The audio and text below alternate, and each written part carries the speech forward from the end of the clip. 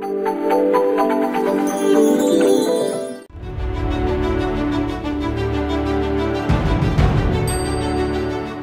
नाव श्रेयस विक्रम आयंगेकर आहे.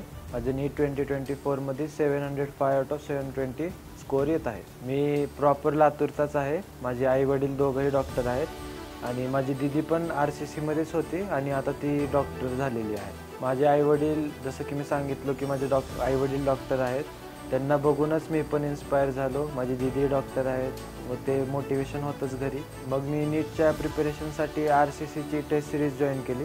त्यांनी खूप हेल्प केली. मोस्टली खूप तर प्रश्न त्या टाईपचे किंवा तसेच प्रश्न आलेले होते. मी RCCची टेस्ट सिरीज जॉईन केली होती. त्यांची टेस्टची युनिक गोष्ट ही होती की त्यांनी NCERTच्या लाईनमधून क्वेश्चन्स काढत होते आणि त्याच्या बाजूला त्यांनी पेज नंबर पण लिहित होते की कुठल्या पेज नंबरवर NCERTच्या हे क्वेश्चन आहे, फ्रेम आहे. आणि मोस्टली खूप तर क्वेश्चन्स ॲज इट इज नीटच्या क्वेश्चन पेपरमध्ये आलेले आहे. आणि मजेशीर गोष्ट ही आहे की माझ्या मित्रांनी मला RCCची टेस्ट सिरीजचं सजेशन दिलं होतं आणि त्यामुळे मला खूप चांगले मार्क मिळतात. ते खूप मोठा योगदान आहे. ह्याचबरोबर मी RCCचे स्टडी मटेरियल पण वापरले, त्याच्यातले क्वेश्चनही सॉल्व केले, सरांनी दिलेली दररोजच्या दररोज DPP पण सॉल्व केली. ह्याचा मला खूप फायदा झाला. RCCबद्दल माझ्या दीदीच्या सजेशनने माझी लाईफच बदलली. कारण माझा इतका स्कोअर जर मी RCCची टेस्ट सिरीज दिलो नसतो तर इतका मला नाही वाटत की माझा स्कोअर इतका आला असता. टेस्ट झाल्याबरोबर मी घरी येऊन ॲन्सर कीबोर्ड मॅच करत होतो आणि जे पण डाऊट आहेत ते पुढच्या दिवशी DSPला जाऊन सरांना विचारायचो.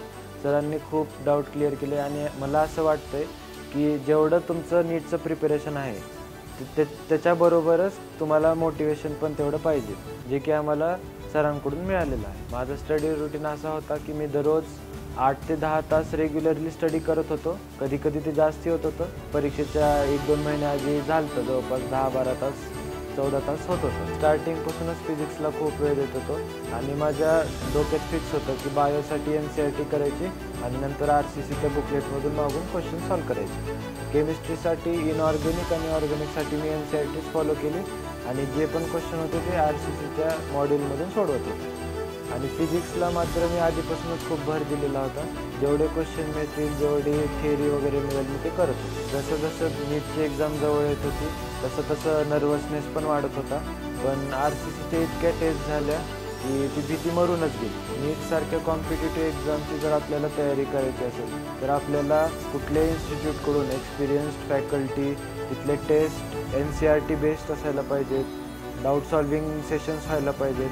आणि हे जे गोष्टी आहेत हे मला वाटते की RCC आपल्याला प्रोव्हाइड करतो. ह्या सगळ्या गोष्टींचा फायदा मला नीट 2024मध्ये झाला आणि माझे फायनल मार्क्स येत आहेत 705. हे माझे श्रेय मी माझ्या आईवडिलांना, मोटेगावकर सरांना आणि टीम RCCला देतो.